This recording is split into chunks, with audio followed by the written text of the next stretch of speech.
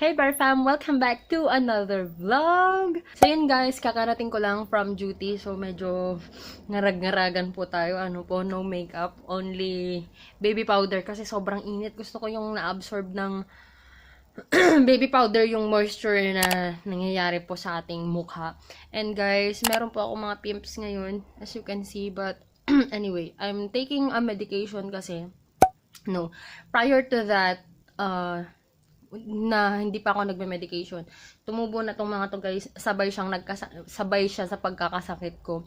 So maybe because of the pollution nung nagta-travel ako going back and forth to Ilocos, tapos as in sobrang laging puyat guys. Alam mo yung buwis buhay talaga para lang makasakay ako ng bus kasi nung Pasko nag-commute ako, pero nung New Year sinundo na ako nila lolo ko. So sobrang hirap.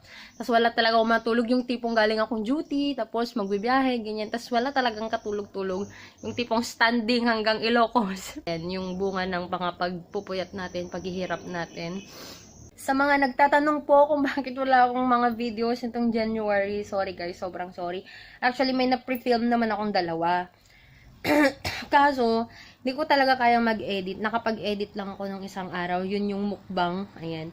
Yung mukbang namin guys, yung Jollibee mukbang. So, it's already up. And, by the way guys, we're planning to make another mukbang again with Q&A. So, if you want your questions to be featured in our next mukbang, you can comment in this video or in the mukbang video yung question nyo with the hashtag mukbang questions. So, ayun lang guys, para ma-feature ko kayo. Especially if you are a content creator, please, comment na lang kayo doon para makilala ko din yung mga content creators dito na nanonood sa atin. Update sa skin ko guys, medyo nag-clear up naman na tong balat ko. Ito, dry naman na to. Itong nandito sa ilong ko, nakakairita eh. Pero naman na, gumagaling naman na siya. Hindi na siya yung masakit pag na-touch. Ito, gumagaling na, pero alam mo yung alam mong nandyan pa siya, tapos the dark spot na lang siya. Thank you so much. Ayan. Reddish pa. Tapos dito. Ay, naku guys. Sobrang hirap mag-maintain ng skin.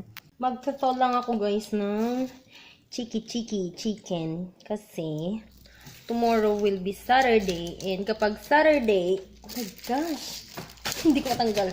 Kapag Saturday, walang makakainan sa tapat ng hospital. So, tapos yung mga Jollibee, mga McDo, Chowking dito sa malapit sa amin, unfortunately, they don't deliver. So, magtuto ako ng nahulog yung karne. Ng 2 ziplock na ganito. Ayan. Luluto ako ng pang-dinner namin. Tapos, na rin. Pang lunch tomorrow. Nahulog, guys, yung karne. So, nalagyan ng ice turbalu tong floor. Pero, ayusin na natin. Para walang kalat. Linisin na agad. Ayan, so ito muna natin siya dyan. Hayaan lang natin na lumambot para mas madali nating maluto later. While waiting guys na mato yung chicken, mag-edit muna ako ng video kasi meron akong isa pa na video na i-up. Yun yung mga na-pre-film ko pa last December and ngayon ko lang nga na-edit. So, hopefully, matapos ko na siya agad-agad daw na kasi after that, magluluto na ako guys kasi gutom na ako. Kunti nang nakain ko kasi kanina sa duty. So, kakain tayo ng bonggang-bongga. Magluluto ako ng chicken adobo na yung dry lang, yung hindi masabaw. Yun yung gusto kong adobo. So, yun guys, magluluto na tayo ng adobo. Adobo, it's so maarte. And magpre-prepare ako ng bawang, luya, and sibuyas. Ayan. Para sa ating, anong tawag doon? Basta ingredients. So, mga lang guys, kuha lang tayo ng mga 4 cloves or 3 cloves. 4 na lang. Para perfect. Ayan. 4 cloves of garlic. Tapos, ito yung meron nga sibuyas ngayon guys. Kasi, hindi ako namalengke. So, binili ko lang dyan sa labas. So, ito yung mga sibuyas sa Ilocos. Yung mga gusto ko yung sibuyas ngayon yung adobo may sibuyas. So, kuha tayo ng 3. Parang medium size na sibuyas. Tapos, luya. Gusto ko yung maluya eh. Ayan. So, ganito siya kalaki. Hallelujah. Para ma-prepare natin.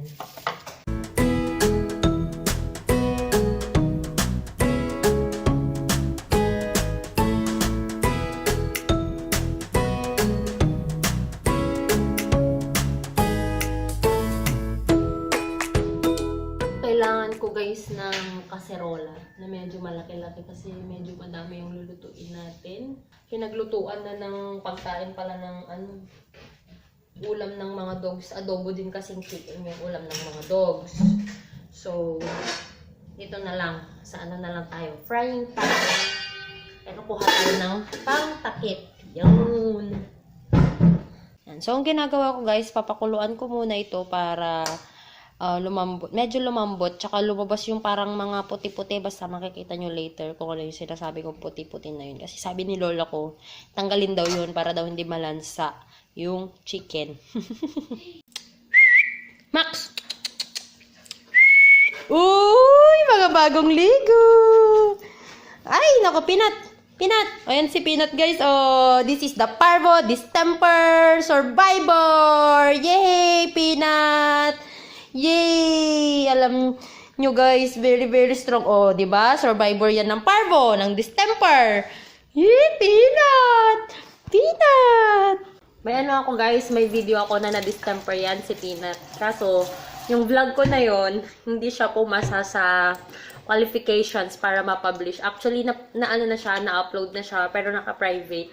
Kasi, yung halos 70 to 80% ng video doon, umiiyak ako. Kaya sabi ko, baka naman kasi baka, ang tawag ito, mabad vibes kayo, ganun. Pero di ba nag-post kasi ako ng yung parang pregnancy test kit sa Facebook page ko. Yun yung distemper virus na nag-positive siya. Eh, kapag distemper virus kasi guys, sobrang systemic yung yung, ang tawag nito, affectation. So, pwedeng respite, gastro, neuromuscular, ganun. Si Butter, unfortunately, nung time na nagka-distemper si Peanut, ang ganda ng katawan niya, sobrang aligaga siya, ganyan siya ka-active. So, inistartan siya na i-vaccine. Pero, nung pangalawang dose ng vaccine niya, feeling ko hindi pa siya magaling kasi nun sa ubo niya na vaksinan. So, after 3 days, nagka-neuromuscular, na siya. May muscle spasm na siya ngayon. May muscle twitching siya. Pero, andyan siya, nakakaawa nga eh. Pero, papilay-pilay na, ganun na naglalakad. Ay, nako guys, maawa kayo pagkasama nyo si Butter. Eto na guys, ito yung sinasabi ko, nalalabas ng mga puti-puti na yan. Yan, Yan, yung parang nandyan sa gilid. Yan. Yan yung ayaw ni lola ko. Gusto niyang tanggalin yan sa mga karne, ganun. Yan daw kasi yung malansa, tsaka hindi daw masarap. So, ganyan. I-drain muna natin to guys para maigisa natin siya para mag-dry. Alam nyo ba guys, may kwento tong chicken na to. Bumili kami ni Dana nito sa SM. Tapos, whole chicken kasi itong binili ko. Tapos, nung ganyan, sabi ko, pa-chop na lang ng maliliit. Kasi mas gusto ko kasi yung maliliit lang, yung parang halos bite-size na lang, parang gano'n. Tapos, may nagsiserve ng chicken doon sa mga bumibili. Tapos, may 3 doon na nagtaga-chop. Tapos, pina-chop nila. So, hindi ko alam kung bago ba yun or what. Basta parang binubuli-buli nila. Ang tagal, na-serve na ni kuya sa amin yung order namin na 2 kilo na chicken neck. Na-serve na rin niya yung in-order ko pa na liver. Ganun, hindi pa niya tapos ma-chop tong chicken. Tapos tawanan sila ng tawanan. Tapos parang binubuli yung lalaki doon. Binubuli ng mga kasama niya. Tinatawanan nila. Tapos naiinis na ako kasi ang tagal na namin nakatayo doon. Tapos parang hindi siya makapag-concentrate sa work niya. Kasi nga binubuli-buli siya. Tapos hanggang sa may nahulog na na karne, ganyan. So parang na sa akin, parang nainis ako. Tapos sabi nung isang lalaki, "Ma'am, okay na po ba yung ganito kaliliit?" Humubra na naman yung pagkamaldita ko guys. Sabi kong ganyan, sige kuya, ulitin ko na lang yan. Pinaglalaroan nyo naman yung pagkain kako. Kasi parang hindi siya appropriate na gawin sa pagkain yung ganung ginagawa mo. If you are in your workplace, dapat maging professional ka din. Especially you're handling the food. Kasi nahulog, hinugasan, tapos binalik doon. Floor yun, inaapak-apakan nila. Tapos Alam mo yun, basta gusto ko kasi yung, I don't know, perfectionist lang. Pero, I think I have the right because I am buying from them. And the fact na, ano ba yun, na hypermarket yun. At saka, trained sila sa ginagawa nila. So, yeah. Anyway, let's go back to the adobo. Ito guys yung sinasabi kong food ng mga dogs namin. Ayan. Kung nagtataka kayo may beak pa yung chicken, tinatanggal namin yan bago namin i-serve sa kanila. Chicken adobo. Tapos dinudurog namin yan. Pati yung ano ba, shell ng ulo. Ano ba, skull. Ayan. Tsaka yan. Diba? Maglagay lang tayo ng konting oil. Yan. Tama na yan. Kasi ma-oily yung chicken. Ako, pag nagluluto ako, hindi pa mainit yung pan, tsaka yung oil, nilalagay ko na yung garlic para habang umiinit siya, hindi nasusunog yung garlic, napupunta na yung aroma niya doon sa oil ko. So, may lasa na yung oil pag mainit na siya. Sakto na maluluto na rin niya yung aking garlic. Ganon. Ayan guys, kapag medyo luto-luto na siyang ganyan, hindi ko na antay na nagba-brown yung bawang. Ilalagay na rin natin yung onion. Ayan. Para sabay na silang maluto. Then, kapag medyo lata na yung onion, yung parang naluto na siya, yung hindi nagba-brown, lagay ko na rin yung garlic. Para, ayan, sabay-sabay na lang silang maluto. At dahil luto na yung ating mga naamoy ko na rin yung kanilang aroma. Ito guys, yung hindi sila nagba-brown. Yung gusto ko. Ayoko nang nagba-brown kasi nagiging bitter yung lasa. Lagay na natin yung chicken natin. Actually guys, ang sekreto sa ganito, yung dry na chicken adobo, is mamantika dapat, kaya napaka-healthy. konti lang. Tama na yan kasi mag-oil up lang din naman yung balat ng chicken kasi may dito, may neck, may yung sa puwet, may legs. Yan, tama na din.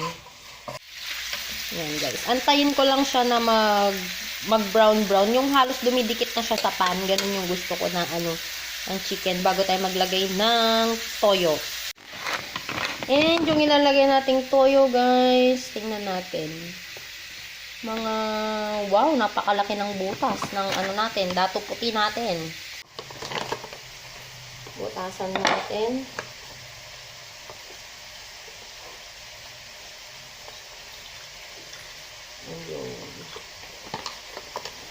Kasi feeling ko mga 1/2 kilo yun eh. So, tama na yan. Mas maganda yung magdagdag na lang tayo kaysa magbawas. Lagyan pala natin guys ng black pepper para mabango siya. Kasi wala tayong, I guess wala kaming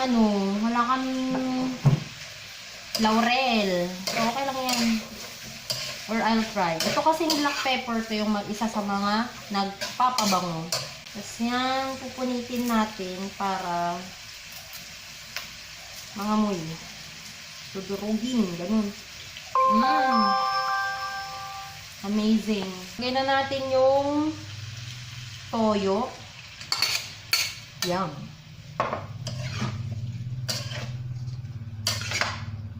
Suka. Ito guys yung suka na nabili ko, Tentay. Kasi walang binibili ko. Pero hindi siya masarap. Sinasabi ko na. Parang wala nga pong asim actually. Maasim. Pero mapait. Then, we'll just wait for it na maluto. Ay! Lagyan natin ng konting sugar.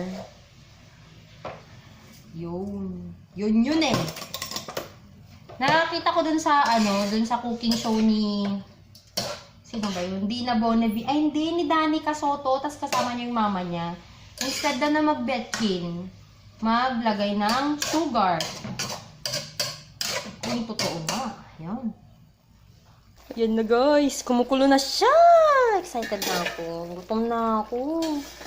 Hayaan lang natin siya na hanggang sa mag-dry up siya.